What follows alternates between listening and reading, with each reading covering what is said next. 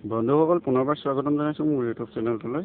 আজি যিহেতু India versus শ্ৰীলংকাৰ প্ৰথমখন T20 মেচ অনুষ্ঠিত হ'ব, তাৰ ৰিয়ান পৰাগৰ চিট আছেনে নাই, গতিকে প্লেইং ইলেভেনৰ ৰিয়ান পৰাগ থাকিব নে নাথাকে তাৰ ওপৰত বিশেষ আলোচনা কৰি ভিডিঅ'টো আপোনালোকৰ বাবে আগবঢ়াইছোঁ। গতিকে চেনেলটো ছাবস্ক্ৰাইব থ'ব আৰু ৰিয়ান পৰাগৰ যদি আপুনি প্ৰকৃত ফ্ৰেণ্ড হয় তেতিয়াহ'লে চেনেলটো ছাবস্ক্ৰাইব চিঅ'ৰ কৰিব আৰু লাইক এটা কৰি কমেণ্ট কৰি চেনেলটো শ্বেয়াৰ কৰিবলৈ নাপাহৰিব। গতিকে আহক বন্ধুসকল আজি ভিডিঅ'টোলৈ আগবাঢ়ো।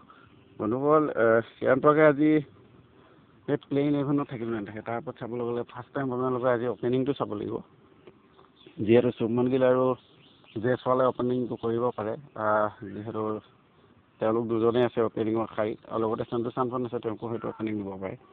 কিন্তু ওৱান টাইম আপোনালোকৰ আজি যিহেতু বিৰাট কোহলি নাই T20 চিৰিজৰ বাবে, ODI কাৰণেহে বিৰাট কোহলি আছে, যিহেতু ইণ্টাৰনেশ্যনেল T20ৰ পৰা অৱসৰ ল'লে আমাৰ বিৰাট কোহলিৰ লগতে ৰোহিত শৰ্মা। গতিকে তাৰপিছতে হয়তো সঞ্জু চেমছন আহিব পাৰে যদি সঞ্জু চেমছনে অপেনিং নকৰে।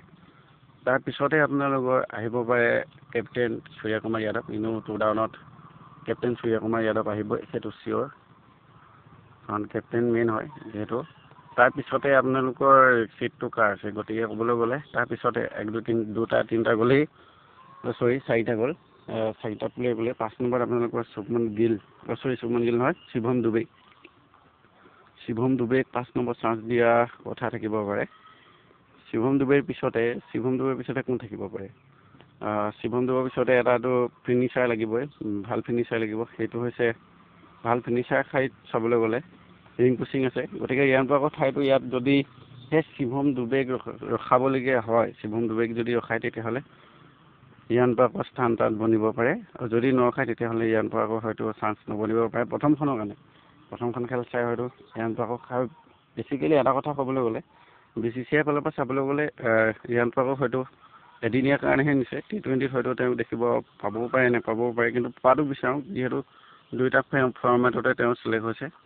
গতিকে আমি আশাবাদী যে তেওঁ পাব, T20 চিৰিজতো তেওঁ খেলিবলৈ পাব। গতিকে আজি গধূলি 6:30 বজাত গম পোৱা যাব, গতিকে কোনে প্লে ইলেভেনটো কেনেকুৱা হ'ব। গতিকে তাৰ কাৰণে আশাবাদী আমি, যিহেতু ৰিয়ান পৰাগে চিট পাওঁ, ৰিয়ান পৰাগে খেলিব পাৰক। গতিকে অসমৰ ৰিয়ান পৰাগেতো খেলিব পালে এটা ভাল কথাই হ'ব, চবেই খেল চাম। গতিকে বন্ধুসকল আজিলৈ ভিডিঅ'টো ইমানেই। যদি চাই ভাল পালে লাইক কমেণ্ট শ্বেয়াৰ আৰু ছাবস্ক্ৰাইব কৰি বেল আইকনটো প্ৰেছ কৰি দিবলৈ একদম নাপাহৰিব।